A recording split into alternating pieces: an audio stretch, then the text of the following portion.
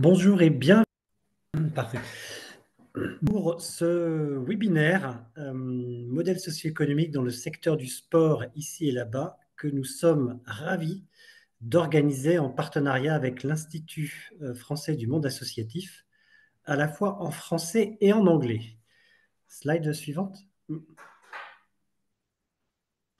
Ce webinaire s'inscrit dans un contexte large à trois niveaux. Premier niveau, c'est celui global des objectifs de développement durable, les ODD, les SDGs, puisqu'il incarne finalement le fait que face à la complexité des transformations actuelles, toutes les organisations, quelles qu'elles soient, entreprises, associations, fondations, acteurs publics, s'interrogent et se questionnent sur finalement leur pérennité, leur propre évolution. Depuis, deuxième élément, c'est un cadre national. Depuis 2020, la JEBVA et le rameau copilotent un programme reconnaissance des modèles socio-économiques d'intérêt général avec trois objectifs, trois enjeux. Tout d'abord, partager une culture commune de la diversité de ces modèles socio-économiques. Ensuite, c'est permettre à chacun finalement de pouvoir se situer, se repérer en fonction de son profil d'organisation et de sa position. Et le troisième élément, c'est un enjeu plus large qui est un enjeu collectif, c'est d'apprendre ensemble à piloter la complexité, notamment la complexité des trajectoires socio-économiques.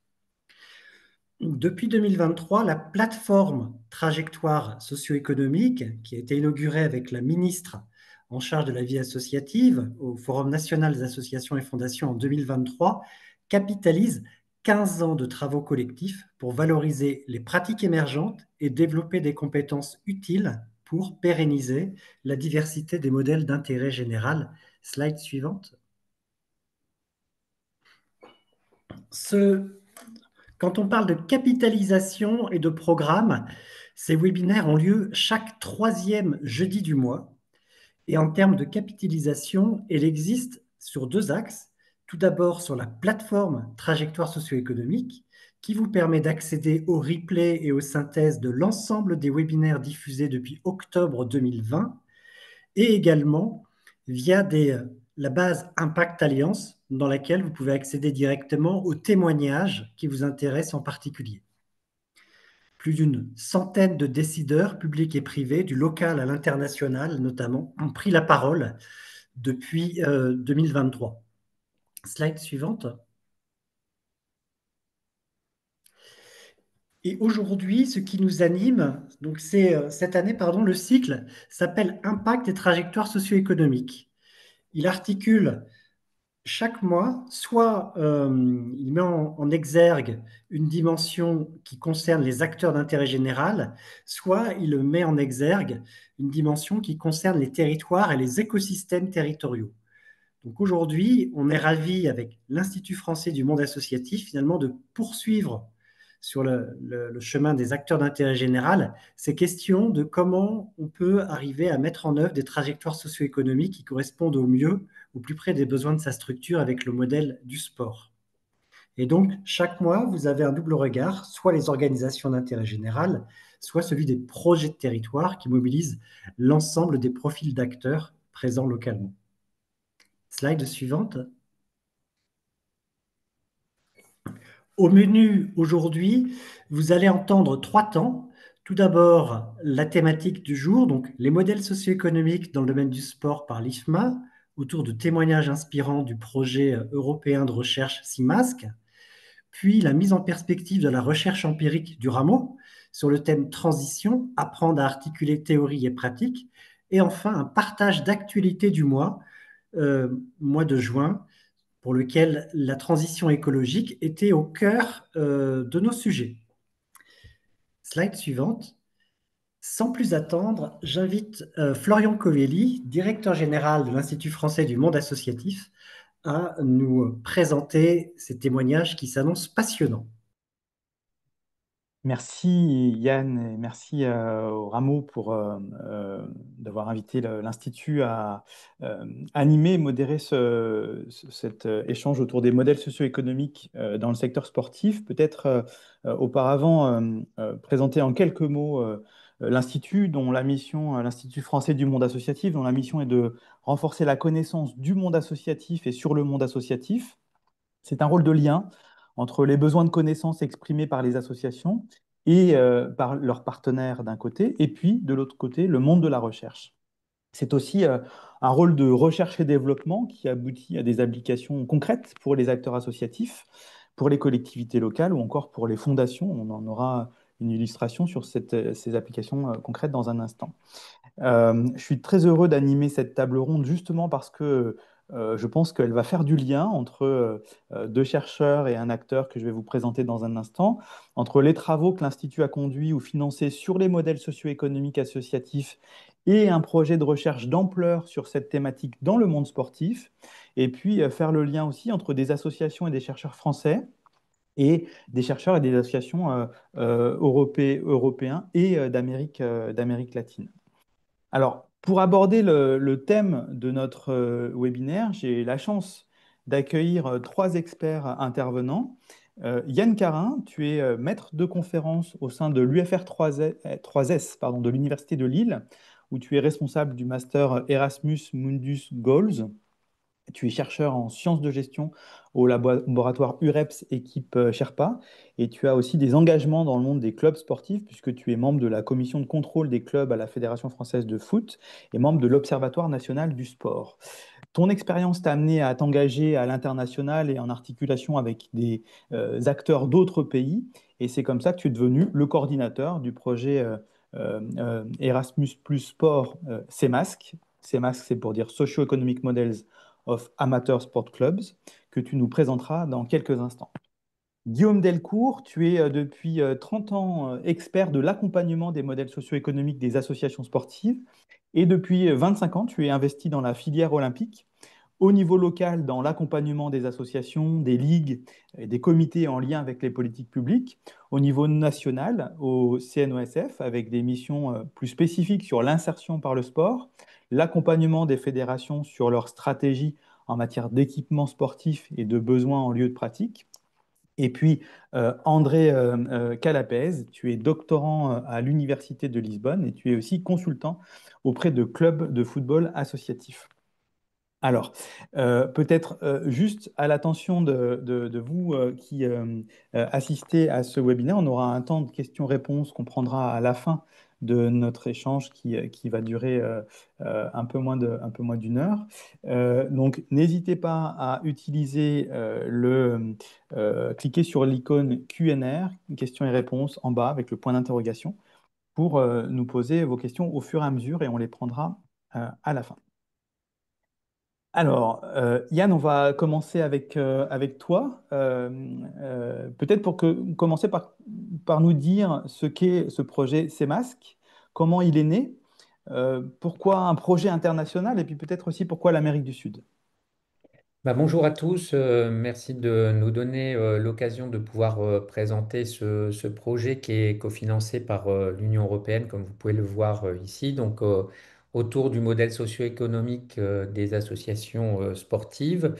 Bon, la genèse en fait du projet est partie d'abord d'une recherche qui avait été menée sur le modèle socio-économique des associations sportives sur le territoire des Hauts-de-France et qui avait été impulsée par nous au niveau en tant qu'enseignants-chercheurs du laboratoire UREPS et puis Guillaume Delcourt au niveau du comité régional olympique et sportif des Hauts-de-France, avec un objectif qui était d'essayer de comprendre un petit peu sur les différents piliers du modèle socio-économique des associations sportives.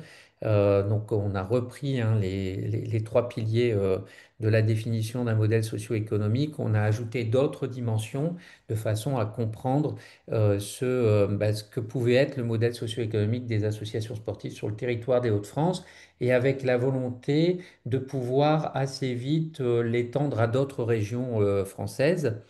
Et donc, comme le précisait Florian Covelli, j'ai la chance de pouvoir coordonner un diplôme de master Erasmus Mundus avec quatre autres universités européennes, dont l'Université de Lisbonne dans laquelle est inscrite André Calapese, de pouvoir, de se dire que s'il y avait une réflexion qui était menée autour des associations sportives en France, on pouvait peut-être l'étendre en Europe.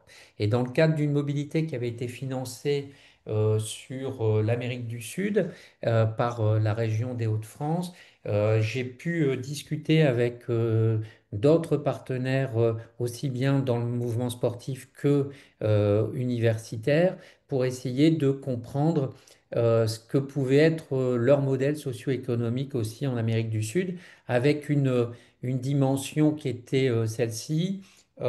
Les associations sportives, comme en France, sont plus régulièrement en Amérique du Sud confrontées à des crises économiques, financières et, comme nous on a pu le connaître, la crise de la Covid, avec l'objectif qui était de dire bah, peut-être que un des deux modèles, les deux modèles ont à apprendre chacun l'un de l'autre. Et donc on a donc candidaté avec et c'est tout le projet CEMAS que cette articulation avec le comité olympique, des fédérations et des enseignants-chercheurs, on a candidaté pour avoir un financement Erasmus Plus Sport qu'on a décroché en 2022 et pour lequel on va pouvoir vous présenter aujourd'hui un certain nombre de résultats.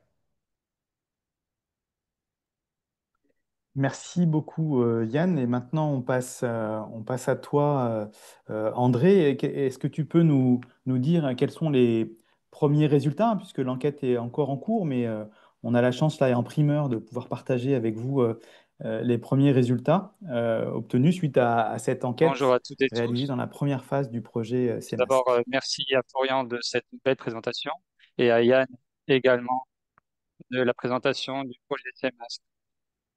Nous allons commencer avec des informations générales sur la collecte des données.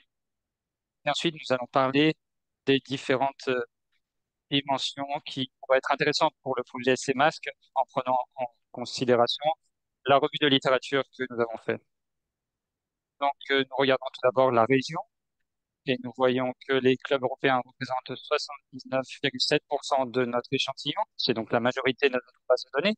Et le football est largement en tête, le sport le plus représenté, et représente 20,8% du total. Ensuite, le basket, 8, et le tennis, 8,1%, 6,1%, pardon. Si on regarde notre première comparaison régionale, on voit que la plupart des clubs en Europe et en Amérique du Sud suivent des modèles multisports, 74,1% en Europe et 58% en Amérique du Sud. Donc, vous pouvez aller à la diapositive suivante et vous voyez d'autres comparaisons régionales. Donc, on voit des différences régionales, notamment au niveau compétitif des clubs, des principales équipes. En Europe, les équipes sont en compétition à différents niveaux, au niveau local ou national. Et en Amérique du Sud, le niveau national est important, mais il y a une grande proportion d'équipes qui sont en concurrence, en compétition au niveau métropolitain, ce qui n'est pas vraiment le cas en Europe. En ce qui concerne le nombre de membres, en Europe, la majorité des clubs ont entre 100 et 400 membres, c'est 50% des clubs, et en Amérique du Sud, le plus grand groupe est celui des clubs de 0 à 100 membres. Et c'est très important lorsque l'on prend en compte la distribution des revues dont je vais parler un peu plus tard. Donc, c'est le premier indicateur d'une disparité financière entre les régions.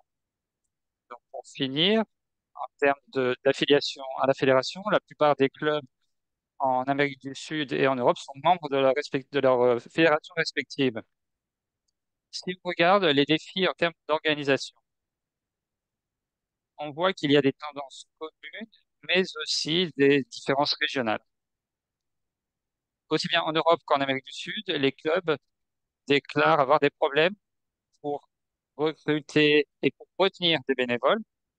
Il y a également le problème pour la participation au sport de compétition. Et c'est quelque chose qu'on voit, ce sont les 5 problèmes principaux pour les clubs. Il y a d'autres défis qui sont différents par contre. En Europe, il y a plus un problème pour recruter des, euh, des entraîneurs et pour les spectateurs. Et en Amérique du Sud, les défis sont plutôt liés à la structure, c'est-à-dire la situation financière et l'adéquation des installations sportives. Donc, on peut passer à la diapositive suivante. Et pour terminer cette section sur les informations générales, on regarde quelle est la priorité donnée au projet associatif. Donc, il y a motivation physique, 52%, ensuite la convivialité avec 38%. Et la tendance suivante, on le voit très bien en Amérique du Sud, où la motivation physique est dominante, avec ensuite la convivialité. Cela révèle l'importance universelle de la santé et de la connexion sociale. En Europe, la majorité des clubs ne sont pas propriétaires de leurs installations sportives. Par contre, en Amérique du Sud, la situation est beaucoup plus équilibrée, avec 53% des clubs qui ne sont pas propriétaires, tandis que 46% en sont propriétaires.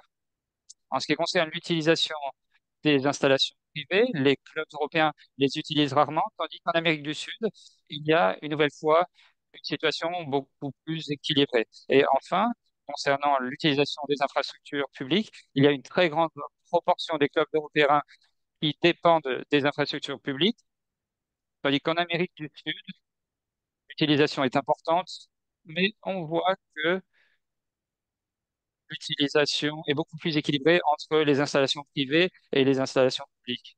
Maintenant, on peut aller au sujet des ressources humaines. Donc, on commence par les bénévoles. En Europe, la plupart des clubs déclarent avoir entre 0 et 10 volontaires.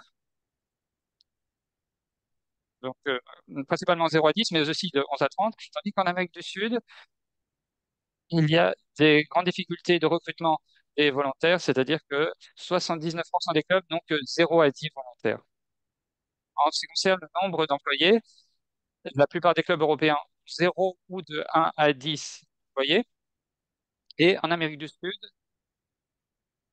il y a une distribution plus équilibrée. Donc 31% 0 employés et 1 et 49% entre 1 et 10 employés et 12% entre 11 et 20 employés. Et finalement, en ce qui concerne les dirigeants payés, les chiffres sont semblables entre les deux régions, mais l'Amérique du Sud a une plus grande proportion de clubs avec de 1 à 10 dirigeants payés par rapport à l'Europe. Donc 26% contre 16%, 16,4% pour l'Europe. Et maintenant, si on regarde la partie financière, le budget annuel d'abord. En Europe, il y a des structures plus modestes en raison du modèle basé sur les bénévoles qu'on a vu précédemment.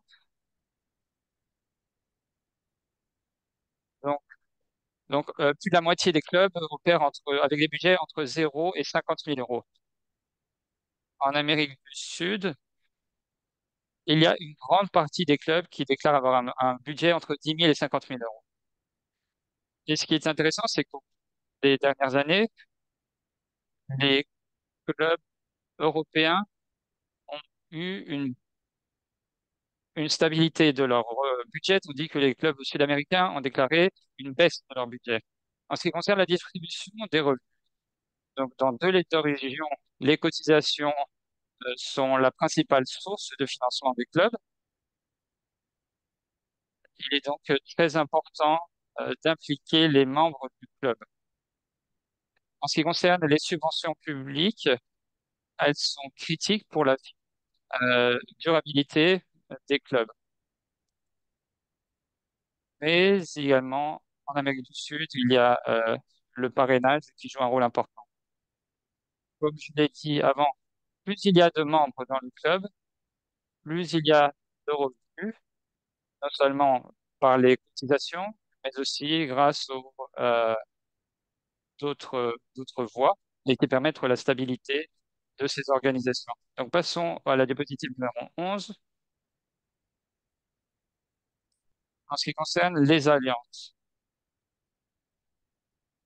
en termes de partenariat avec les autorités publiques, les clubs européens présentent un niveau plus élevé de coopération, 65% contre 43%. En ce qui concerne la coopération avec les entreprises, dans les deux régions, la majorité des clubs n'ont pas de partenariat avec des entreprises. Et enfin, en Amérique du Sud, les clubs sud-américains ont plus de collaboration avec d'autres organisations amateurs, avec 52% des clubs qui sont dans ce cas contre 36% pour les clubs européens. Donc, les chiffres révèlent différentes approches vis-à-vis de la communauté et vis-à-vis du soutien extérieur. Donc maintenant, on peut passer à notre dernière diapositive. Donc, je vais résumer. On voit que les clubs européens sont plus représentés dans la base de données. On voit également que le football est le sport le plus répandu dans tous les clubs. Le modèle Unisport domine en Europe, tandis qu'en Amérique du Sud, on observe un équilibre, un plus grand équilibre entre club Unisport et multisport. Il y a certains problèmes transversaux pour les deux régions, mais l'Amérique du Sud rencontre davantage de difficultés financières, tandis que l'Europe a des difficultés à recruter des entraîneurs et à attirer des spectateurs. La plupart des clubs sont membres de fédérations et les clubs européens, généralement, ne possèdent pas leurs propres installations et dépendent fortement des infrastructures publiques. Et en comparaison, les clubs sud-américains présentent un modèle plus équilibré en termes de propriété des installations. Dans les deux régions, les budgets sont similaires, donc ce sont des chiffres en euros. Les cotisations et les subventions publiques sont essentielles pour la stabilité des clubs. Une plus grande proportion de clubs sud-américains signalent une baisse de budget par rapport à ces dernières années en termes d'alliances et partenariats. On voit que les autorités publiques et les entreprises sont plus fréquentes en Europe, tandis qu'en Amérique du Sud, on voit plus de relations avec d'autres clubs amateurs. Nous devons encore collecter des données, mais cela nous permet déjà d'avoir une idée un peu générale des clubs amateurs et cela va nous aider par la suite à façonner des recommandations pour les différents acteurs. Merci beaucoup.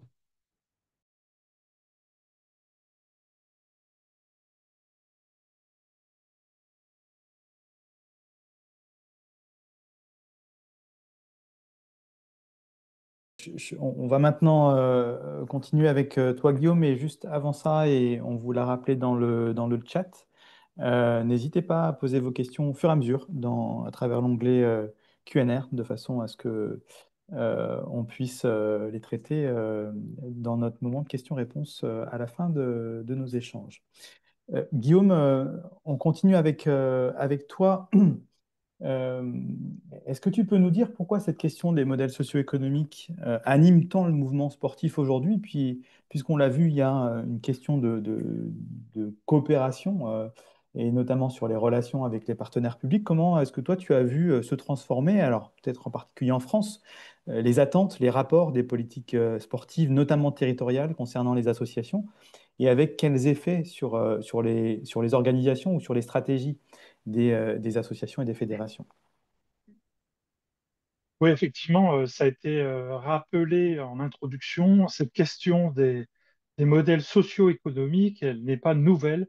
Ça fait plus de 30 ans qu'elle est traitée dans le secteur du sport, notamment en lien avec les collectivités publiques, parce que les communes sont quand même celles qui accompagnent le plus souvent les clubs locaux. À ce moment-là de l'intervention, il faut que je rappelle qu'en France, on a une organisation qui est quand même très structurée avec un niveau local où les clubs sont déployés, déploient leur offre de pratiques sportives et ensuite ils sont fédérés par des têtes de réseau qu'on retrouve au niveau départemental, puis régional, jusqu'à la tête de réseau nationale représentée par la fédération de la discipline concernée. Et oui, effectivement, depuis 30 ans, on a eu des politiques publiques d'aide à l'associatif qui se sont au fil du temps un peu déplacées pour davantage aider l'aide à l'emploi avec des mesures différentes qui se sont succédées. D'une manière générale, on peut dire quand même que la tendance était un peu au désengagement des finances publiques, qu'on connaît toujours aujourd'hui dans le sport, avec l'actualité que vous avez dû lire dans les journaux. Mais cette tendance sur l'aide aux emplois s'est matérialisée notamment dans la fin des années 1990, début des années 2000, avec un gros programme qui s'appelait les nouveaux services, nouveaux emplois ou les emplois jeunes, où là où on a eu, au bénéfice du secteur associatif sportif, notamment fédéré, une grosse aide de la part des pouvoirs publics pour embaucher des gens qui venaient aider le projet associatif. Euh, Évidemment, ça s'est traduit au fil du temps par l'embauche de personnes qualifiées, ce qui a un coût, évidemment, et qui a engagé les associations dans l'obligation d'aller rechercher des ressources supplémentaires pour pérenniser ces emplois. Alors, à la fin des premières aides, effectivement, le- le- les gouvernements successifs ont engagé les politiques publiques vers des pérennisations de ces emplois en accompagnant bien sûr les associations dans une ouverture de leurs projets économiques. Et euh, dans ce cadre-là, on a eu recours de plus en plus fréquemment à des consultants des sociétés privées qui sont venus avec des leviers pour améliorer cette richesse économique. Alors, il y en a plusieurs, on va les citer là pour qu'on les ait bien en tête. Alors, d'abord, le classique, vous allez augmenter vos tarifs de licence et de cotisation, ce qui pose évidemment beaucoup de questions dans l'associatif, qui est d'intérêt général la plupart du temps, même quasiment tout le temps. Et donc, ça posait des questions évidemment sur les territoires, ces augmentations de tarifs, quand on a des politiques un peu sociales. Deuxième levier, ça a été la diversification des publics. Et on a vu apparaître des offres pour les babies, les 5-6 ans, sur les plus vieux. Donc, on a eu un élargissement quand même considérable de l'offre de pratique euh, et des publics, bien entendu. Offre de pratique qui s'est aussi modifiée sous l'impulsion d'innovations techniques, sociales, qui ont amené de nouveaux sports, qui ont été plus ou moins intégrés dans le giron fédéral. Euh, ces sociétés nous ont emmenés aussi sur la question de la prestation de services, ce qui pose énormément de questions, évidemment, quand on est à but non lucratif et qui repose des questions fiscales, bien entendu. Donc, il y a des questions qui ont complexifié un petit peu le pilotage de ces associations. Depuis quelque temps, avec la transition numérique, on voit apparaître de plus en plus d'outils numériques qui permettent bah, d'ouvrir sur de nouvelles façons d'obtenir des ressources ou de prendre des adhérents. Donc, on a eu des solutions numériques pour la prise de licence, la prise de cotisation, ou d'utiliser les porte-monnaies numériques avec des systèmes de cashback euh, qui permet, comme vous le trouvez dans les banques aujourd'hui, d'avoir la possibilité de récupérer de l'argent et de faire un don à son association préférée. Ça s'est multiplié. Le CNOSF a produit lui-même son application avec Ma Petite Sponso qui s'est développée depuis quelques années. Et puis, on a recours de plus en plus à la mutualisation de l'emploi, ce qui a donné lieu à la création de groupements d'employeurs, évidemment pour essayer d'échapper aux contraintes administratives, à la gestion de l'emploi qui est un peu lourde pour les petites associations. Alors, je rappelle aussi que dans le mouvement fédéral, 66% des associations ont moins de 100 licenciés et pratiquement 90% des associations fédérées ont moins de 500 licenciés. Donc, on est sur des associations de taille moyenne en comparaison à ce qu'on peut trouver notamment en Allemagne, où là, on va avoir des associations de plus de 1000, 2000, 2000 licenciés avec des moyens très différents. Donc, vous voyez que ces premières accompagnements de société nous ont emmenés sur des questions essentiellement économiques. Et on a oublié, euh, plus ou moins volontairement, la question sociale qui se déploie aujourd'hui avec une autre forme d'accompagnement qui s'est expérimentée très récemment, depuis quelques années, dans la région Hauts-de-France, sur la base d'une méthode employée par la Fédération des centres sociaux. Donc, vous voyez qu'on est allé chercher dans l'intersectoriel une nouvelle méthode pour travailler sur ces modèles socio-économiques cette fois-ci. Et les leviers sont là, en premier lieu, ben, questionner le projet associatif. Qu'est-ce qu'on veut faire? Avec qui on veut le faire? Sur quel territoire on veut le faire? Et donc, il y a cette notion de connexion au territoire qui est extrêmement importante. Ça nous a amené évidemment à repenser notre relation avec les alliances, les coopérations, et évidemment d'essayer à les élargir. Et troisième pilier de cette démarche, c'est s'employer à travailler les richesses humaines, c'est-à-dire qu'elles soient bénévoles ou qu'elles soient salariées, parce qu'on a dans le secteur associatif et sportif des gens qui ont des contrats de travail, mais qui ont des convictions, qui s'engagent pas forcément par hasard dans ce secteur-là et qui veulent le faire perdurer.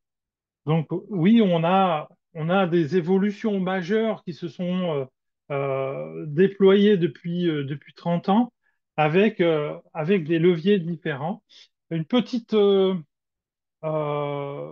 explication avec un projet en cours sur le territoire du bassin minier dans le Nord-Pas-de-Calais, enfin les Hauts-de-France, mais on va dire sur la dorsale minière. Nous avons un territoire qui réfléchit à une transformation de ces activités par le tourisme sportif et qui souhaite le faire avec les acteurs de l'économie sociale et solidaire, donc en particulier les associations présentes localement. Et cette expérimentation a donné lieu à des animations, des explications, des incitations auprès du secteur associatif sportif fédéré pour les amener à des évolutions de leur modèle socio-économique.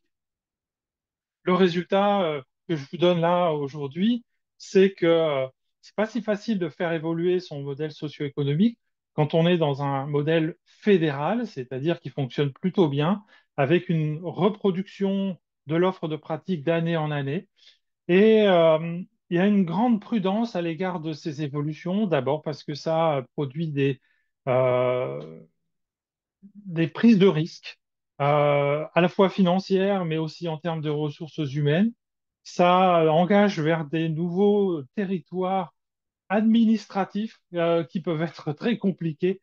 Et on sait déjà que la sollicitation administrative est déjà trop grande, nous disent les dirigeants, et que ça effraie et repousse aujourd'hui les dirigeants à évoluer, à élargir un petit peu leur projet associatif.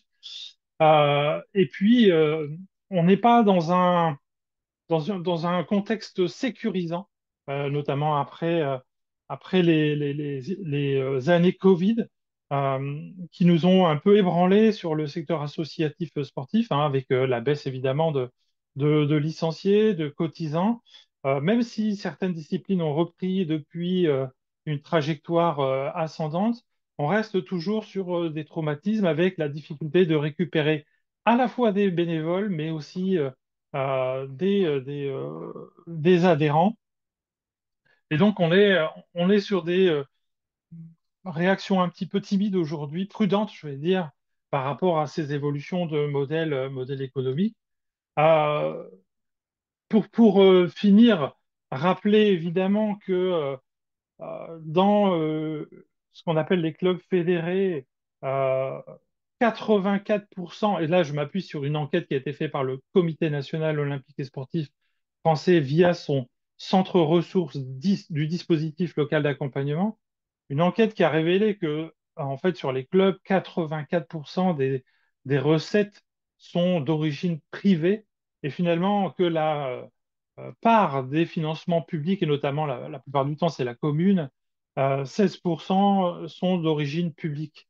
Donc on voit le modèle que nous avons dans ce fonctionnement associatif fédéré et, et que on veut préserver ça malgré des difficultés que l'on rencontre aujourd'hui avec ben, évidemment quelques partenaires privés qui commencent à s'échapper, qui eux aussi sont soumis à la crise économique que nous traversons aujourd'hui. Merci beaucoup, Guillaume. Et donc, ça rejoint, tes propos rejoignent les premières conclusions du projet CMASC. Qu'est-ce que, on va rester avec toi peut-être plutôt sur la dimension de projection et de perspective. Euh, que- et à partir notamment des travaux de CMASC, qu'est-ce que le mouvement sportif peut attendre des apports de cette recherche et d'un projet comme CMASC? Euh, alors, j'ai expliqué que nous avions nos propres enquêtes internes sur le mouvement associatif fédéral. Donc, on a quelques informations. Malgré tout, on a quelques biais hein, quand on fait nos enquêtes de façon interne. D'ailleurs, sur les enquêtes sur les ressources des fédérations, environ une cinquantaine de fédérations ont bien voulu jouer le jeu des questions-réponses, mais essentiellement sur les ressources. On n'a pas la structure de dépenses. Donc vous voyez qu'on peut avoir rapidement des biais. Donc on a besoin de connaître un petit peu ce qui se passe avec un œil extérieur, un œil plutôt objectif. On a besoin aussi de se confronter à l'intersectoriel. Vous l'avez vu tout à l'heure, on l'a fait précédemment sur la méthode de regard sur les modèles socio-économiques avec la Fédération des centres sociaux. On a besoin d'avoir des partenaires qui regardent objectivement, sans complaisance, et qui nous disent évidemment là où il y a matière à évoluer, à changer un peu nos modèles. Euh, Ça se fait évidemment avec le CMASC et c'est source de résultats très intéressants, très éclairants.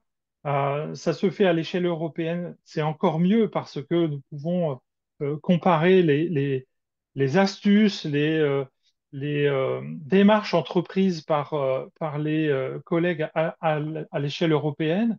Et puis surtout, la, la- la perspective de pouvoir regarder ce qui se fait à l'échelle internationale et notamment dans l'Amérique du Sud, qui ont des fonctionnements complètement différents, peuvent être complètement inspirants. Donc, ça veut dire que nos modèles qui fonctionnent depuis 100 ans sur le modèle associatif, avec une aide publique plus ou moins importante selon les années, pardon, euh, aujourd'hui, il faut l'éprouver, le confronter à d'autres visions, d'autres méthodes, d'autres fonctionnements pour voir ce qui nous permet d'entreprendre finalement, puisque là on va parler d'entrepreneuriat, quelques changements dans nos modèles socio-économiques. Voilà ce que je retire moi essentiellement de ces évolutions et l'apport du CEMASC, c'est une ouverture d'esprit, une confrontation avec des méthodes différentes et puis bah, des visions de développement du secteur associatif qui sont inspirantes. Merci, merci Guillaume. Yann, est-ce que, si on reste sur les perspectives, la projection, tu peux nous dire quelles sont les prochaines étapes du projet CMASC? Et puis, comme je crois il se termine en 2026, est-ce qu'on peut dire que aussi il y a des perspectives à l'issue de ce projet? Oui, ben, déjà merci encore à Guillaume pour son éclairage d'expert et tout l'historique sur les associations sportives et sur leur modèle socio-économique. Euh, je peux peut-être rajouter, avant de parler des perspectives, peut-être rajouter aussi que ce qu'il y a de commun en fait dans l'étude qu'on a réalisée entre l'Amérique du Sud et les associations sportives européennes, ce qui ressort très régulièrement dans le discours ce qu'on leur a demandé, les challenges auxquels elles étaient confrontées, la pratique autonome, la montée de la pratique autonome dans les populations, hein. Je pratique moi-même, je ne m'inscris plus dans un club parce que je ne veux plus aucune contrainte d'horaire imposée par le club, parce que lui, il a des contraintes par ailleurs de disponibilité des installations sportives. La digitalisation du sport, hein, je pratique moi-même et j'ai ma montre connectée qui me permet de me donner un entraînement ou j'ai un programme sur Internet que je suis. La concurrence également, hein, qui est commune à tous les secteurs, à toutes les, on va dire les deux régions, la concurrence avec le développement de clubs sportifs privés et de nouvelles pratiques qui sont apparues. Et comme le disait très justement Guillaume, on a des associations aujourd'hui qui, si elles ne se réinventent pas dans l'offre de pratique, risquent de passer à côté d'une demande, si vous prenez le tennis, hein, avec le développement, vous l'avez vu, des centres de padel et peut-être bientôt des centres de pickleball. Donc ça veut dire qu'on a une pratique qui est très volatile et puis l'arrivée de nouvelles pratiques demande à ce que le club puisse être en mesure de changer rapidement avec parfois des contraintes qui est l'installation sportive, hein. On ne peut pas faire d'une salle de sport classique où on avait la possibilité de mettre deux poteaux et un filet et on avait un cours de tennis qui était tracé dans la salle de sport à une salle de padel où vous jouez avec quatre murs, à une salle à un terrain de pickleball où là les dimensions ne sont pas les mêmes. Donc voilà, il y a cette partie-là qui est très commune. Euh, Par contre, ce qu'on retrouve au niveau des associations européennes, c'est cette logique qui a changé dans l'attribution des subventions, hein. On était dans une logique, je vais dire, en grossissant bien évidemment le trait de subvention automatique dès que vous étiez une association qui était reconnue par le maire ou par le conseil municipal comme jouant un rôle dans la ville. Vous aviez une reconduction des subventions, pardon, et à une logique où aujourd'hui, en fait, l'association, elle est obligée de répondre à des appels à projets. Et donc, ça veut dire qu'il faut être capable en interne d'avoir des ressources humaines, des richesses humaines capables de répondre à cette nouvelle pratique dans l'attribution des subventions. Bon, voilà, c'était juste le petit aparté sur les challenges. Je rejoins également Guillaume sur la partie valeur.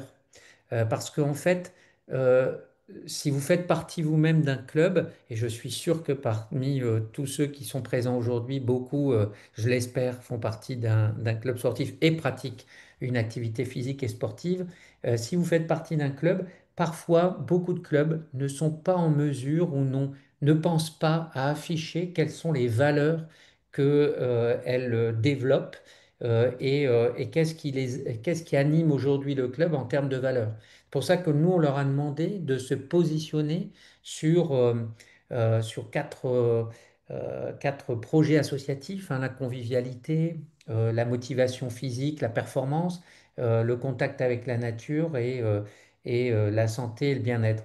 Et on voit en fait que progressivement, on peut avoir un basculement vers plus de convivialité et moins de recherche de je vais dans un club pour aller compétition, il faut que je fasse de la performance. Il y a des clubs qui se spécialisent là-dessus et qui communiquent sur cette recherche de performance sportive. Mais de plus en plus, on a des clubs qui vont attirer un nombre important de licenciés qui est séduit, si je peux dire ça, par le discours de on vient chercher de la convivialité, on vient chercher de la santé et du bien-être parce que on a aussi des personnes qui aujourd'hui n'ont pas cette recherche-là de performance sportive.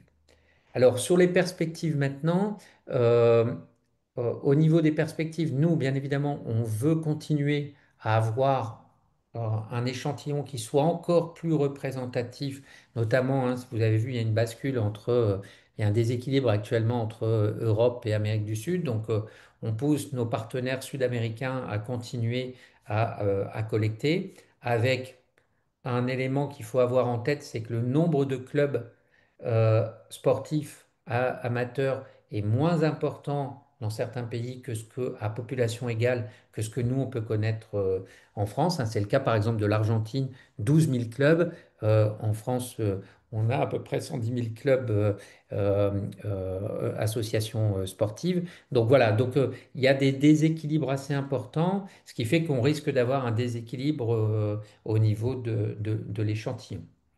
Donc ça, c'est continuer la collecte et dans le même temps, c'est le cas, c'est la discussion que nous aurons la semaine prochaine à Lisbonne avec les partenaires et c'est le développement d'une plateforme d'outils pédagogiques qui vont être mis à disposition de tous les clubs qui auront été remplir leur questionnaire, le questionnaire sur la plateforme, qui auront pu comparer sur cette plateforme leur modèle socio-économique au modèle socio-économique des autres associations sportives du même territoire et donc du même pays et de la même discipline. Et une fois qu'ils auront fait ce travail-là, ils pourront avoir accès à une plateforme d'outils pédagogiques. Alors, je le dis tout de suite, on ne va pas réinventer ce qui a déjà été fait et très bien fait par d'autres. On va mettre la possibilité d'avoir accès à ces liens-là sur la plateforme et on va peut-être développer des outils peut-être plus spécifiques sur des thématiques répondant suite à pardon, à la présentation des résultats. Merci beaucoup, Yann. Et puis, j'avais aussi une question d'ouverture pour André, puisque CMAST, c'est un projet, on voit bien, avec des informations qui vont être extrêmement utiles à outiller les stratégies, les organisations des clubs, des fédérations, voire inspirer aussi les politiques publiques. Moi, j'avais une question sur, comme on parle aussi d'une recherche, une recherche participative. André, qu'est-ce que ce projet a apporté aux chercheurs de l'équipe CMASC? Revenons Okay, au so début. Donc, en tant que let's go chercheur, through a couple of points. il Like, est I think très that facile de tomber dans le piège de se focaliser sur la théorie, sur des modèles abstraits. Et c'est fondamental pour la recherche, évidemment, et pour la science de la gestion du sport. Mais le risque est de perdre le lien avec la réalité, avec les pratiques des clubs qui sont sur le terrain. Donc, comme Yann l'a dit, dans d'autres termes, la réalité est volatile et elle évolue. Et elle évolue très rapidement. Et le Covid a été très révélateur. Il y a eu un impact du jour au lendemain sur les organisations sportives. Donc, les défis des organisations sportives amateurs, je ne dis pas que c'est les mêmes qu'il y a 5 et 10 ans. Et donc, c'est pour ça qu'il est très important d'être très connecté aux problèmes réels. Et donc, des projets comme celui de CMAS nous rappellent vraiment cela. Donc, dans ce projet, nous avons été en mesure de capturer de manière très large un tableau comparatif des réalités nationales entre l'Europe et l'Amérique du Sud. Et ce qui est émergé clairement, selon moi, c'est que les clubs amateurs font face à des défis socio-économiques très sévères. Ils ne sont notamment pas prêts à répondre à ces défis. Nous le savions déjà et cela a été confirmé. Il y a un manque de leadership stratégique. Les clubs n'ont pas les ressources, n'ont pas la capacité interne ou la vision pour prendre en œuvre les prochaines étapes. Et ils ont des problèmes de gouvernance, financement. Chaque cas aura ses spécificités, évidemment, mais il y a des enseignements généraux que nous pouvons collecter du tableau général. Et donc, ces masques nous donnent vraiment des problèmes réels que les chercheurs peuvent suivre, peuvent essayer de comprendre, essayer de résoudre. Et de cette manière, ils peuvent essayer de créer des capacités pour les clubs qui participent dans le projet pour que ces clubs puissent se développer, puissent s'améliorer grâce à notre projet de recherche. Donc, c'est dans cette mesure que je pense que le projet CMASC peut être utile. Merci beaucoup.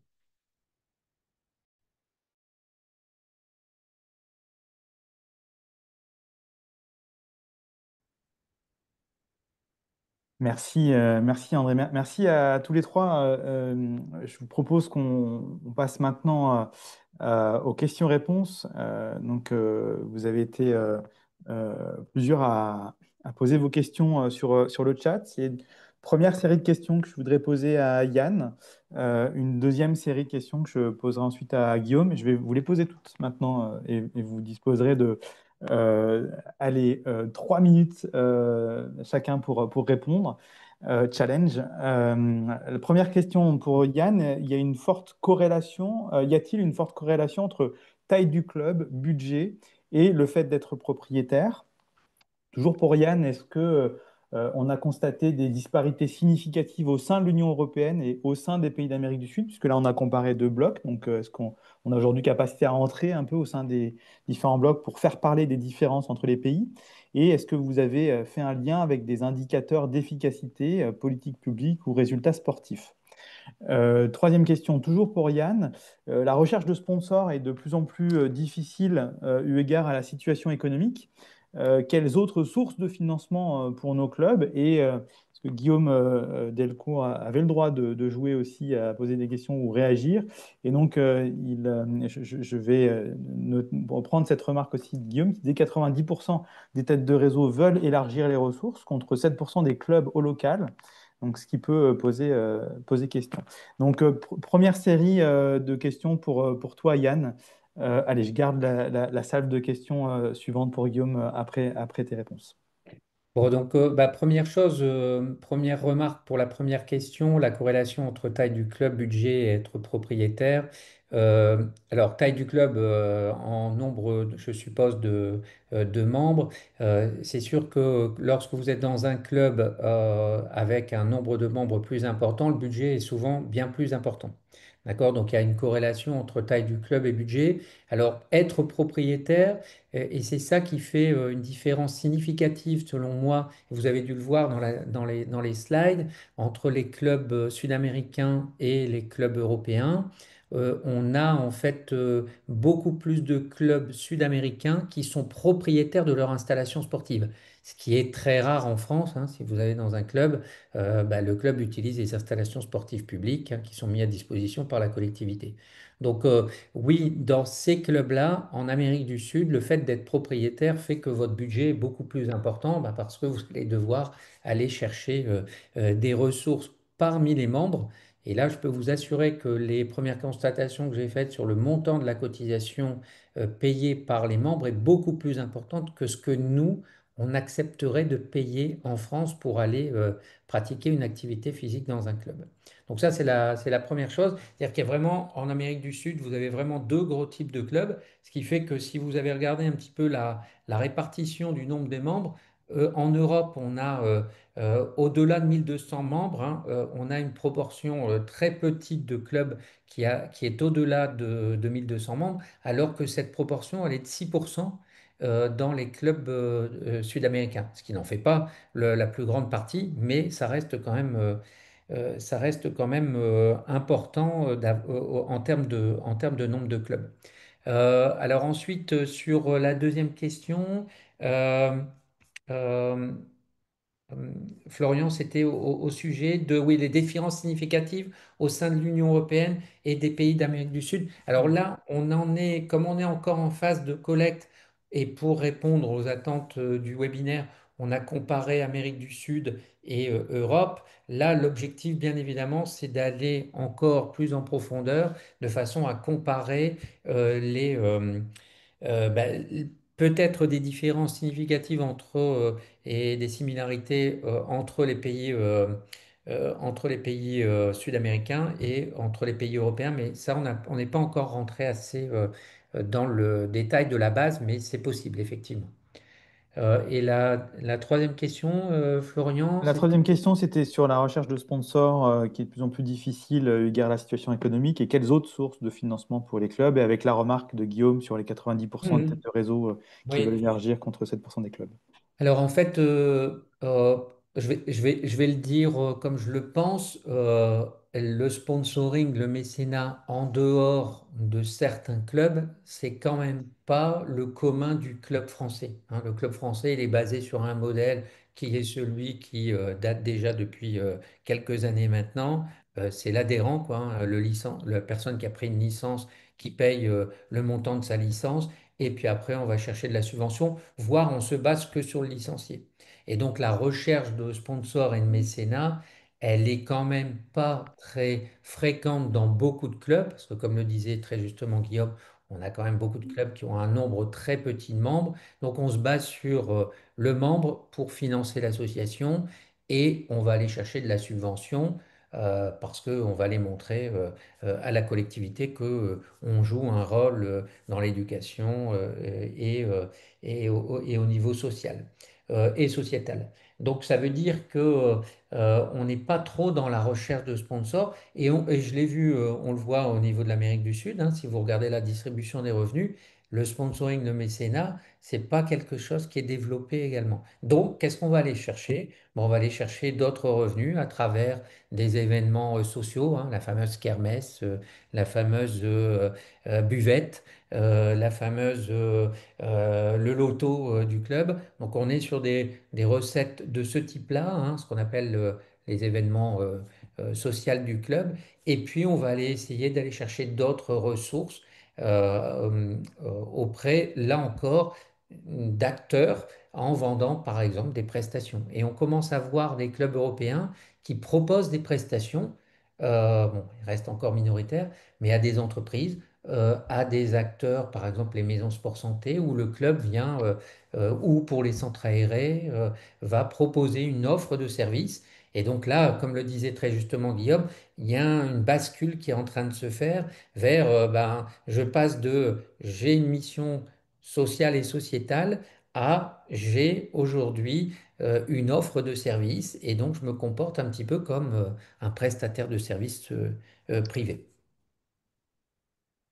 Merci beaucoup. Alors, on va prendre vraiment encore 2 minutes pour une dernière série de questions donc, qui sont plutôt adressées Guillaume. La première, euh, les services civiques ne jouent-ils pas un nouveau rôle dans l'organisation des associations avec moins de contraintes, plus de flexibilité qu'un salarié? Première question. Deuxième question, pour les subventions, les mairies demandent aux associations, alors on a commencé déjà un petit peu à y répondre, de plus en plus d'offrir des prestations pour des publics des quartiers, des personnes en situation de handicap, animation des centres de loisirs pour avoir plus de financement. Qu'en pensez-vous? Moi, ce que j'entends derrière la question, c'est faut-il répondre? Et comme en témoigne d'ailleurs dans le chat l'association Cap Atouage 80, on a commencé à utiliser ce levier de diversité de programmes pour mieux répondre aux besoins des pratiquants, augmenter nos ressources. On a 300 licenciés seniors uniquement. Et du coup, on met en place une démarche d'utilité sociale et ça vient structurer notre évolution socio-économique. Mais ce que j'entends en question, c'est est-ce que finalement, est-ce qu'il faut répondre ou est-ce qu'il ne faut pas aussi hésiter parce que peut-être que c'est trop demandé aux associations, voire que c'est dénaturer leur projet. Et puis une toute dernière question, certains clubs font appel à des audits externes pour améliorer leur gouvernance et leur budget. Qu'est-ce que vous en pensez? Et le tout en 3 minutes, top chrono, puisqu'on a déjà atteint notre horaire limite. Parfait. Je vais faire le challenge en 3 minutes. Alors, pour le service civique, le rôle qu'ils doivent avoir, ça peut effectivement être un apport important dans une association, mais toujours garder à l'esprit que ce sont des jeunes gens qui doivent être encadrés, qui doivent avoir une mission qui est déjà rédigée, écrite et qui est animée par des tuteurs ou des dirigeants qui suivent au quotidien. Parce que sinon, on peut vite dérouté et finalement ce pourquoi on avait recruté un service civique ne fonctionne pas et la personne qui est venue apporter son aide ne s'y retrouve pas non plus. Donc ça veut dire que le cadrage est important, mais c'est vrai que c'est une ressource non négligeable pour les associations parce que ça se déroule sur plusieurs mois. Sur la deuxième question, sur les demandes des collectivités, j'ai envie de revenir au principe associatif. Donc, c'est une association à but non lucratif, de droit privé. Et donc, on s'engage librement et volontairement ensemble pour établir un projet associatif qu'on va déployer sur un territoire. Ça veut dire qu'on l'a décidé tout seul. À un moment donné, il est possible que nos intérêts convergent avec ceux de la collectivité sur laquelle on déploie notre offre. Donc, c'est très intéressant de se rapprocher. Pour autant, ça ne veut pas dire qu'on doit à tout coup répondre à la demande de la collectivité si ça ne convient pas et que ça risque de déformer ou de déstabiliser le projet associatif. Il faut bien réfléchir. On est dans cette forme d'appel à projet, bien entendu, pas obligé de répondre, mais on voit bien que c'est aujourd'hui la tendance qui est prise par les collectivités euh, au détriment de la subvention. Alors, dans le secteur associatif, on demande au contraire la subvention pour se sécuriser et on demande des subventions pluriannuelles pour avoir une vision à plus long terme et structurer et développer quelque chose qui sera pérenne. Donc, pas obligé, mais surtout, attention, on a ce principe associatif. Et troisième question sur les audits externes. Oui, alors il existe le dispositif local d'accompagnement dont j'ai rapidement parlé tout à l'heure, qui permet à des sociétés de venir intervenir. Donc ça, c'est gratuit pour les associations qui en bénéficient. Le principe, c'est quand même de jouer le jeu de la remise en question de son projet ou en tout cas de sa manière de faire. Donc c'est plutôt bien, je trouve, mais sous condition. Lesquels? D'abord, il faut que le conseil d'administration soit complètement d'accord sur son projet associatif et qu'il est capable de le connaître, de l'écrire. Est-ce qu'il est écrit déjà? Et puis de le soumettre au regard extérieur qui sera de toute façon sans complaisance. Deuxième chose, il faut bien déterminer le cahier des charges qu'on va donner au consultant qui va venir faire sa production. Euh, et bien déterminer aussi les problématiques auxquelles on souhaite avoir une réponse ou au moins un éclairage. Donc ça demande forcément un travail en amont de la part du conseil d'administration. Ça veut dire qu'il faut qu'on ait un conseil d'administration de compétences. Mm. Troisième point, il faut jouer le jeu de la remise en question. Il ne faut pas cacher les choses, sinon ça ne sert à rien. Euh, cette remise en question, elle se fait à la fois sur le projet financier, le projet budgétaire, mais aussi sur le côté management. On fonctionne entre des dirigeants bénévoles et des professionnels avec des contrats de travail qui sont qualifiés, pour lesquels on va, quand on est dirigeant, chercher une compétence dont on ne dispose pas. Et donc là, on a un modèle qui est compliqué à faire fonctionner.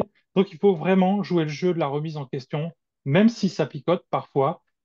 C'est source de détermination des pistes d'évolution. Et dernièrement, euh, une fois qu'on a les retours des consultants, il ne faut pas forcément appliquer docilement les préconisations. Il faut encore une fois avoir un débat avec le conseil d'administration sur le projet associatif. Est-ce qu'il faut effectivement faire ces modifications préconisées? Dans quelles conditions? Sur quel calendrier? Parce que tout n'est pas réalisable à un instant T. Ça veut dire qu'on peut aussi projeter dans le temps des évolutions pour qu'elles soient à la fois faciles, plus faciles, parce que c'est jamais facile, à mettre en place et à digérer par les adhérents et par ceux qui vont la faire vivre. Voilà les préconisations. J'ai fait 2 minutes 30, je pense. Merci, merci Guillaume, merci André et merci Yann pour vos interventions. Merci à tous pour vos questions et vos réponses. Et tout de suite, je passe la parole à Charles Benoît. Merci beaucoup, Florian. Good afternoon, everybody. I'm very pleased to be with you today.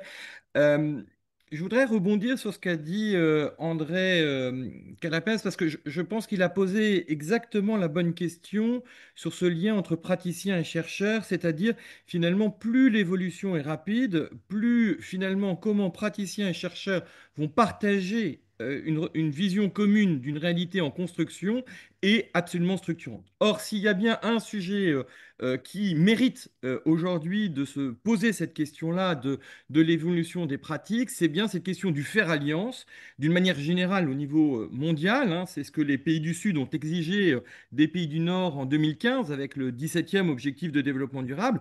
Comment allons-nous inventer ensemble ce qu'aucun d'entre nous ne peut faire? Mais peut-être encore plus en France, où cette question de l'alliance n'est pas nécessairement au cœur de notre culture, et même quand nous la pratiquons, au cœur de ce que nous en conscientisons. C'est pour ça que l'étude d'impact qui a été menée entre 2018 et 2022 avec l'Institut pour la recherche de la Caisse des dépôts a permis de réellement qualifier, illustrer, mesurer cette capacité du faire alliance sur les questions de performance, d'innovation et de confiance. Et les 3 cahiers de recherche qui ont été publiés avec l'Institut à ce sujet permettent de vraiment rentrer dans ce détail. Et c'est sur cette base, slide suivant s'il vous plaît, que a été depuis 2018, en parallèle de cette étude d'impact, a été mené tout un cheminement avec les acteurs académiques pour justement travailler, praticiens, chercheurs, avec cette dynamique-là et qui avait commencé dès 2019 avec une vision un peu systémique justement de l'agenda 2030 jusqu'à la responsabilité partagée entre les écosystèmes territoriaux, les organisations publiques et privées et les personnes. Et ce qui est vraiment intéressant, c'est qu'on a écouté, modélisé, éclairé, coélaboré, valorisé capacité d'écouter, hein. Je rappelle cette étude d'impact, 21 études statistiques représentatives à l'univers, 1000 exemples inspirants, 350 écosystèmes étudiés, 7 débats nationaux, 50 débats territoriaux. Et quelque part de ça a amené en 2023 et 2024 à se questionner comment on peut articuler finalement cette logique tout domaine, tout acteur, tout territoire, et plus particulièrement l'année dernière à se poser la question de cette articulation entre le local jusqu'à l'international, de l'international jusqu'au local. Et merci à l'IFMA de nous avoir fait une démonstration à travers le projet CESMAT de vraiment cette capacité à regarder à la fois en Europe et en Amérique du Sud les complémentarités, les différences, mais aussi les similitudes. Et c'est ça qui est intéressant, c'est de voir finalement où il y a différence, où il y a similitude, et ce n'est pas nécessairement là où on le pense. L'année dernière, slide suivant s'il vous plaît, nous avons largement réfléchi avec les 120 chercheurs avec lesquels nous travaillons dans le cadre du partenariat avec l'Institut pour la recherche de la Caisse des dépôts à finalement quelle est la place des acteurs académiques dans cette transition que nous vivons tous. Et justement, encore une fois, pour faire référence à la remarquable intervention d'André Calabrese, comment est-ce que quand on ne sait pas encore finalement le modèle vers lequel on va, on peut le co-construire entre acteurs académiques et praticiens.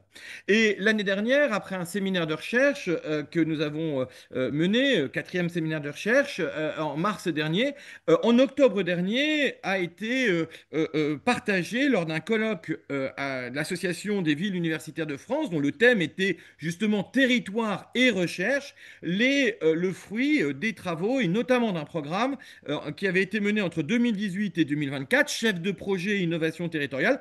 Comment les territoires, et notamment les petits et moyens territoires, font-ils concrètement pour associer la capacité des associations, des entreprises, des collectivités, des établissements scolaires à travailler ensemble et à trouver des solutions ensemble sur le sujet. Et l'année dernière avait été conjointement publié le même jour, d'une part lors d'un cours au Master Tag de l'ETCHUA à Saumur et d'autre part lors de ce colloque à Poitiers, à la fois une plateforme numérique coopérer efficacement et ce cahier de recherche. Quelle trajectoire socio-économique, quelle trajectoire territoriale, pardon, dans cette question où justement l'équilibre économique est déterminante et sans doute déterminé sur un point qui est rarement évoqué, mais qui est pourtant déterminant dans un modèle socio-économique, c'est l'effet de taille.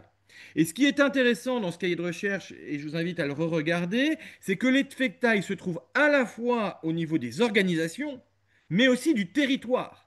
Autrement dit, une grande organisation sur un petit territoire ou une petite organisation dans un grand territoire, ça n'est pas la même réalité. Or, très souvent, on regarde les effets de taille sur les organisations, on regarde les effets de taille sur les territoires, mais pas nécessairement dans cette corrélation entre la taille de l'organisation et la taille des territoires. Pour la question des modèles socio-économiques, c'est un élément complètement déterminant.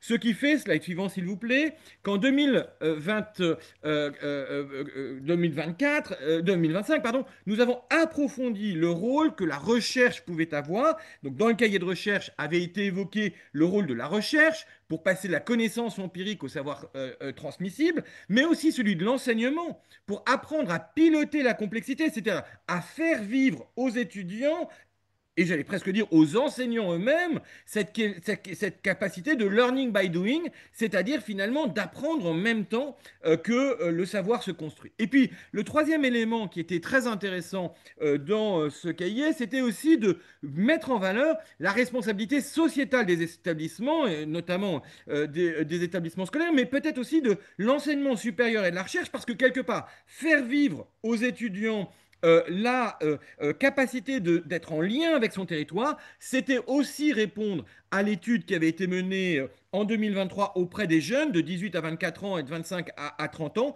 qui réclamaient quelque part de construire avec leur territoire, en proximité, des réponses extrêmement concrètes face aux défis de transition auxquels nous sommes confrontés. Et donc finalement, ce qui est très intéressant dans l'acteur académique, c'est que sa propre transformation de responsabilité sociétale se lie à son rôle, bien évidemment, principal d'enseigner, mais aussi celui de construire un savoir qui est de plus en plus en co-construction avec les praticiens.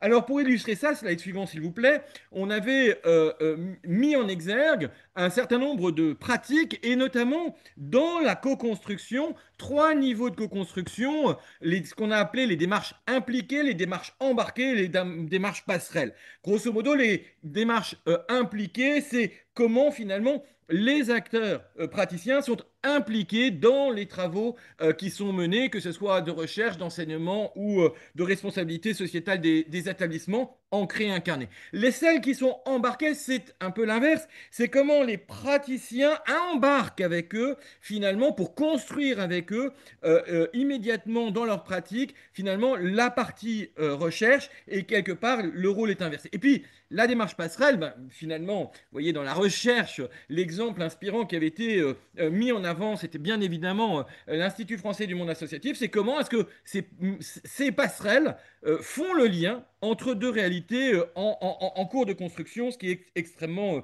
intéressant.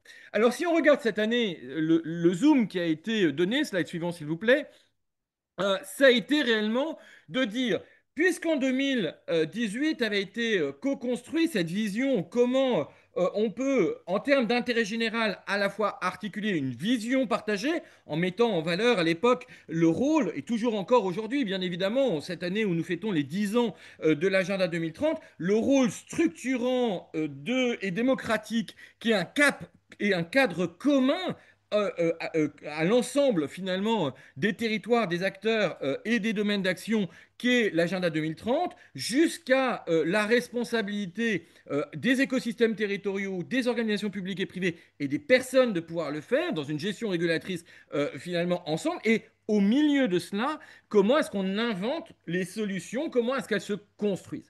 Et cette année, en 2025, ce qui est très intéressant, c'est que c'est cette notion de projet de territoire où justement vont converger ensemble les politiques publiques, la capacité d'engagement des hommes et des femmes à travers d'initiatives citoyennes et ou des associations et les acteurs économiques dans leur grande diversité. Comment tout cela, cette convergence fait territoire, à la fois au niveau du vision partagée, la démarche prospective intérêt général 2050 traite de cette question-là, et notamment d'une question cette année qui est la prospective de l'entreprise en 2050. Le deuxième élément, c'est comment est-ce que finalement vivent les territoires cette réalité-là. Le programme 2024-2026, Réussir ensemble la territorialisation des transitions, l'observe et accompagne 80 territoires dans le cadre du fonds ODD 17. Et puis, comment est-ce qu'on capitalise, on garde la mémoire de ce sujet, voire on normalise le sujet, puisque en 2021 avait été déposée une proposition de loi sur un cadre de droit d'alliance d'intérêt général sur lequel est toujours à la négociation à quel moment ça doit passer au Parlement. Alors, pour être très concret, la première étape, slide suivant s'il vous plaît, c'est vraiment de faire l'état des lieux de la notion de commun et des apports de la recherche empirique, à la fois sur la question des récits, pour avoir une vision partagée, à la fois des boussoles d'action sur les trajectoires de performance, d'innovation et de confiance, et puis sur finalement comment on peut nourrir à travers des modes d'action et des retours d'expérience extrêmement concrets à partir de la pratique de terrain, des éléments qui permettent à chacun de pouvoir agir au quotidien. Et je reviens un instant sur la vision partagée. Il est bien évident qu'il est important de faire un récit avec les institutions, de la même façon qu'il est important de faire un récit avec les organisations, et je pense notamment les organisations publiques et privées pionnières, mais aussi avec ce cheminement des acteurs académiques, d'où je reviendrai, mais le 5e séminaire de recherche qui sera organisé le 25 septembre prochain avec l'Institut pour la recherche de la Caisse des dépôts. Et cette logique-là de pouvoir à la fois nourrir la vision, les capacités d'action en donnant des repères à chacun, des boussoles de positionnement à chacun et en permettant de partager les pratiques finalement qui ont été largement éprouvées. Je rappelle que notre recommandation, donc, dès qu'il s'agit de recherche empirique, c'est qu'il y ait au minimum 7 ans de pratique. Pourquoi? Parce que sinon on est un peu dans l'air du vent, hein. Il faut qu'il y ait une pratique qui soit ancrée, incarnée, solide. Sinon le risque, c'est un peu comme les médicaments, hein. C'est un principe de médicament, c'est pas moins de 10 ans après la preuve des effets thérapeutiques. C'est pour regarder quels sont les effets induits, parce qu'on peut croire avoir une belle solution sans avoir compris qu'il y avait des effets pervers induits derrière le sujet. Et cette année particulièrement, slide suivant s'il vous plaît, la question majeure, c'est de travailler sur comment on peut aller vite. Mais aller vite, ça veut dire aller avec des valeurs en privilégiant un impact et des trajectoires durables et inclusives, et donc comment on le fait ensemble.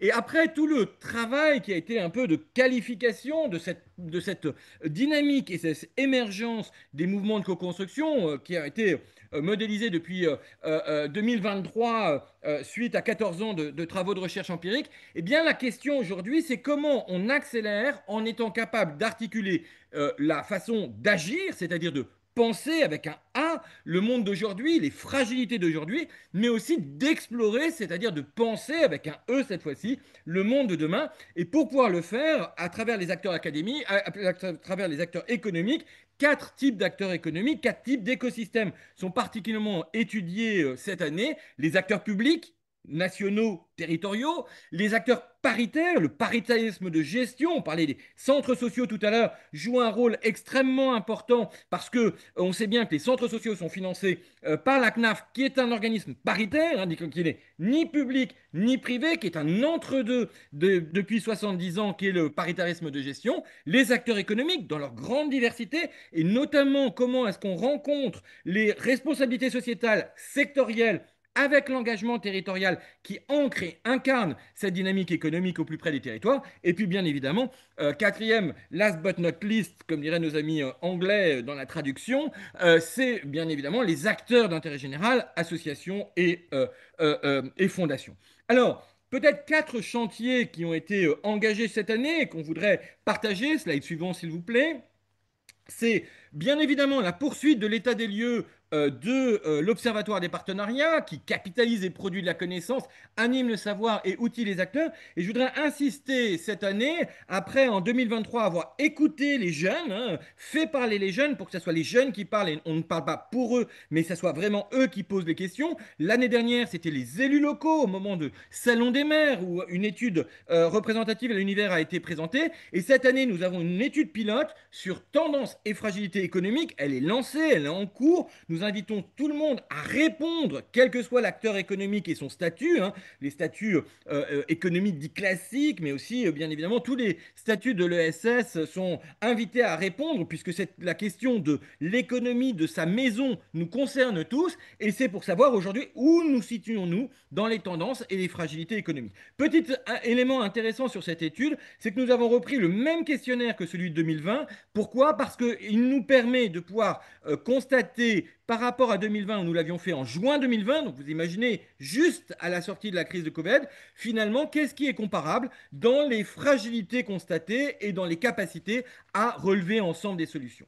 Deuxième élément important cette année, slide suivant s'il vous plaît, c'est la question, slide suivant s'il vous plaît, c'est la question de finaliser la modélisation du savoir, la plateforme piloter l'innovation sociétale à travers les 7 savoir-faire qui ont été capitalisés durant ces 20 dernières années est maintenant finalisée. Nous avons demain avec Yann Uliac un cours dans le cadre du programme européen Social Impact Manager, un cours à la Sorbonne, Panthéon-Sorbonne, en partenariat avec ESS France.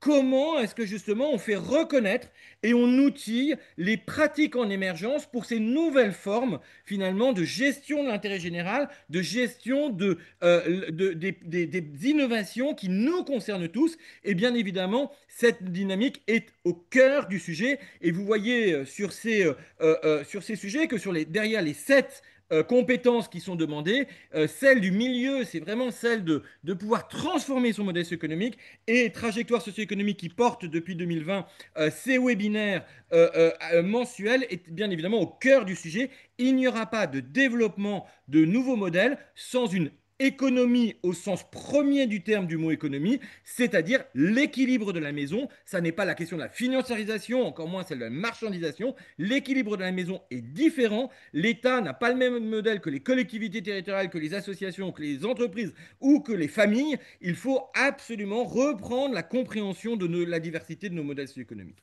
Encore 2 éléments rapides avant de passer la parole sur l'actualité du mois. Slide suivant s'il vous plaît. Le point qui est sans doute essentiel, c'est comment on valorise les savoir-faire en émergence. Parce qu'on sait accompagner la découverte, la sensibilisation d'un sujet. Ça, c'est facile, pédagogiquement parlant. On sait aussi former, d'une formation aux fondamentaux jusqu'au syllabus dans les meilleures écoles et universités. On sait faire. Mais comment on valorise des pratiques dont le savoir n'a pas encore été modélisé?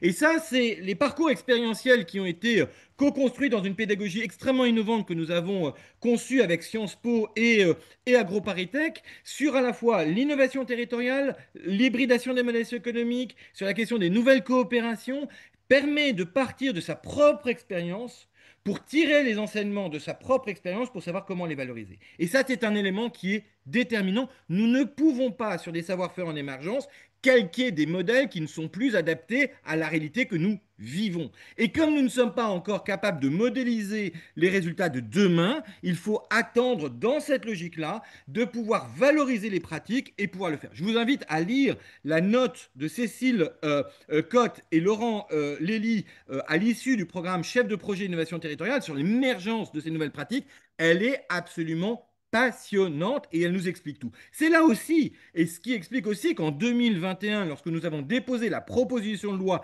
d'expérimentation d'un droit d'alliance d'intérêt général, nous insistons sur la notion d'expérimentation. Nous ne savons pas encore ce que doit être un droit d'intérêt général. Il faut d'abord en expérimenter à grande échelle les pratiques avant de vouloir le faire. Et pour cela, que ce soit pour les compétences ou pour le droit, je nous invite à avoir le même sagesse que dans le chemin du médicament qui sait mettre des éléments qui permettent de pouvoir valider étape par étape le process.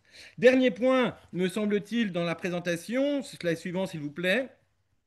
Avant-dernier point, c'est bien évidemment accélérer les transitions territoriales. Je vais très vite là-dessus parce que je vous invite à venir avoir les résultats de l'écoute des 81 territoires le 1er juillet prochain lors de la 11e rencontre des pionniers des alliances en territoire. Vous verrez, et je ne veux pas déflorer ce que je présenterai en avant-première le 1er, mais vous verrez que quelque part, il est très intéressant lorsqu'on écoute les acteurs de pouvoir partir de ce premier kilomètre des besoins, des ressources ressources et des envies d'engagement pour pouvoir déterminer quelles sont les solutions adaptées et de sortir de la logique de pousser comme on peut le dernier kilomètre des solutions. Non, il faut partir du premier kilomètre des besoins, de la capacité des territoires à inventer des solutions et les articuler après, bien évidemment, avec le dernier kilomètre des solutions. Il ne sert à rien de pousser, il faut d'abord partir de l'enracinement des projets et c'est ça qui est essentiel. Et dernier point, et je m'en arrête avant de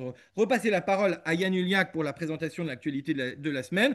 Slide suivant, s'il vous plaît. Vous êtes tous invités cordialement le 25 septembre, à la fois pour fêter les 10 ans, bien évidemment, de la signature de l'agenda 2030 des objectifs de développement durable, mais aussi pour partager les fruits du 5e séminaire de recherche sur la co-construction du bien commun, qui aura comme thème créer de la valeur en commun et qui sera suivi le soir même par une soirée conférence sur quel est le rôle des acteurs académiques pour justement créer cette valeur en commun, sachant que nous aurons entre-temps entendu la restitution de l'étude Tendance et fragilité économique de l'Observatoire des partenariats. Répondez, je vous prie, à cette étude et surtout que ce soit une diversité des profils des acteurs économiques qui y répondent.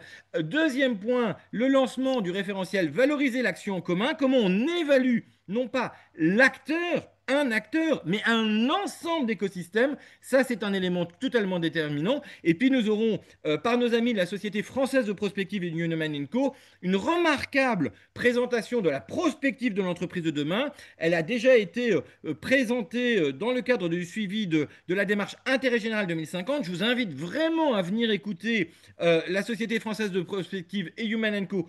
présenter cette vision de l'entreprise de demain en 2050, tout à fait passionnant. Et nous aurons en introduction de ces 3 séquences la ministre qui viendra rappeler à quel point tout cela ne doit pas se faire pour les jeunes, mais avec les jeunes, ce qui fait en sorte que le séminaire de recherche sera introduit en direct de Chartres par les jeunes du Master TAC Territoire, Attractivité et Créativité de l'école des TUA de l'Université d'Angers qui viendront nous dire, après avoir écouté pendant une semaine et exploré cette capacité de co-construire à Chartres, finalement, le vivre ensemble de demain, eh bien, qu'est-ce que les gens en pensent? Parce que le plus important d'entre tout ça, c'est que ce soit eux qui portent avec nous et à côté de nous et ensemble la capacité de construire des projets de territoire qui nous embarquent tous. Merci bien, Charles Benoît. Vous pourriez passer la slide suivante, s'il vous plaît? Et encore d'après. Parfait. Donc, ravi de vous présenter les actualités du mois qui se déclinent de la semaine des jeudis de l'ODD 17 à l'année, notamment un petit clin d'œil au prochain numéro du dossier modèle socio-économique de Juris Association qui sera publié au mois de juillet. Slide suivante, s'il vous plaît.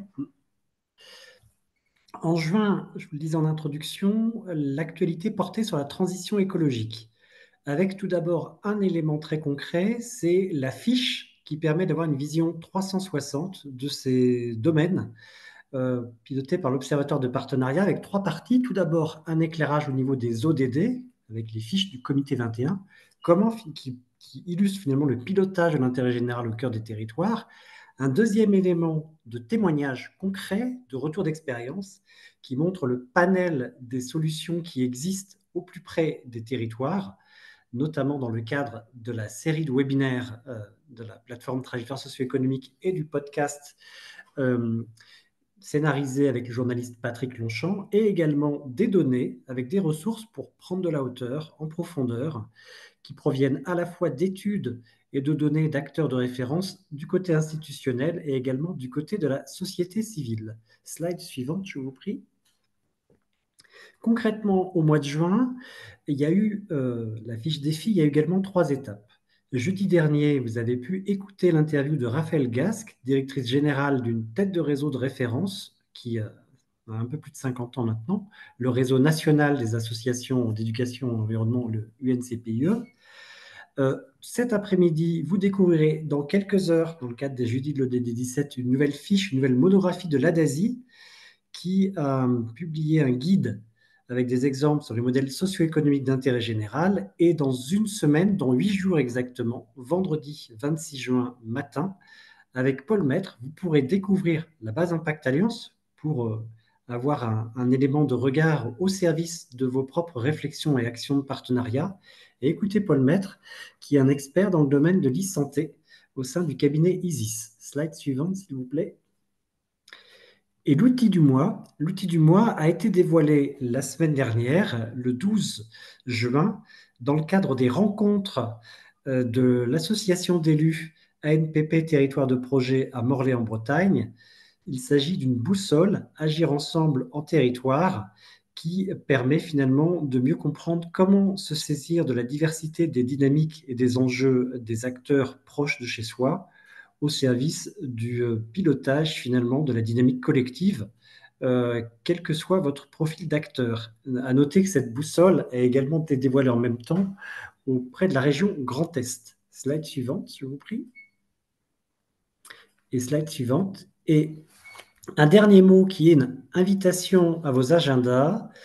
N'hésitez pas à rejoindre et à réserver la date du jeudi 18 septembre 2025 de 13h à 14h30. Ce sera le 50e webinaire de la plateforme Trajectoire socio-économique. Et le focus portera sur les dimensions des écosystèmes territoriaux, comment s'articule l'échelle du local, du national et de l'international, ce qui s'inscrit également en cohérence et dans le prolongement de la passionnante étude CEMASC qu'on a eu le plaisir de découvrir ensemble tout à l'heure. Donc voilà les éléments que je souhaitais vous partager. Un grand merci à vous pour votre écoute et ravi, Florian, et l'ensemble des intervenants, Charles Benoît, de vos témoignages respectifs parfaitement complémentaires et riches de profondeur et de la diversité des modèles, que l'on soit du local, en France, en Europe ou en Amérique latine. On voit bien que la situation, la réalité n'est pas exactement la même. Merci à toutes et tous. Bonne journée. Merci beaucoup. À très bientôt. Merci. Bonne fin de journée à tous.